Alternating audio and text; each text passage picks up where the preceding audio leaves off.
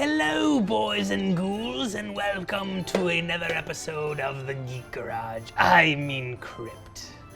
To kick off our Halloween spooktacular, we'll be creating a very simple haunted house flickering light bulb effect. But before we summon the spirits, please go ahead and possess that subscribe button. And then we'll begin.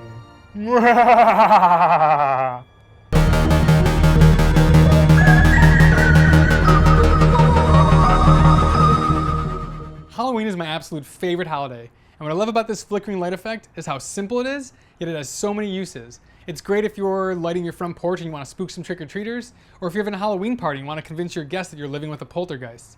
And best of all, this flickering is totally erratic. There is no pattern to it. And this is all accomplished with one tiny, inexpensive part. Now I do need to point out that this only works with CFL bulbs, those little curly ones, or old school incandescent bulbs. It will not work with newer LED bulbs.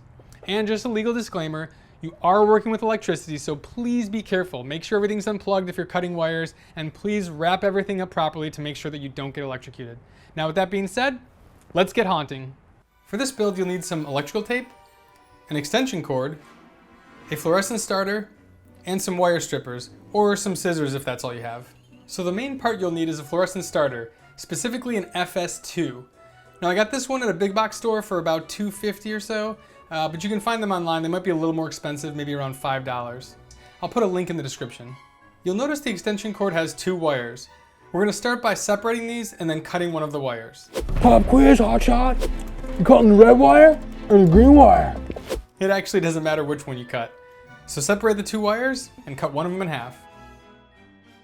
Since one of the wires got exposed when I was slicing it, that's the one I'm gonna cut in half. Next, we'll remove the casing off the cut ends. You can use your wire strippers or your scissors. Twist the exposed copper strands to braid the wire together. Loop each of the braided wires to one of the terminals of the fluorescent starter. It doesn't matter which wire goes to which terminal, it'll work either way. Just make sure your connections are tight and secure. Now wrap each of the connections in electrical tape. Now this is the most important part because this will prevent you from getting electrocuted or starting any fires. And that's it. Just plug in any lighting fixture with the proper bulb into the extension cord, and you have yourself a flickering light that's possessed by spirits from the other side. So there you have it. You no longer have to stay away from the light.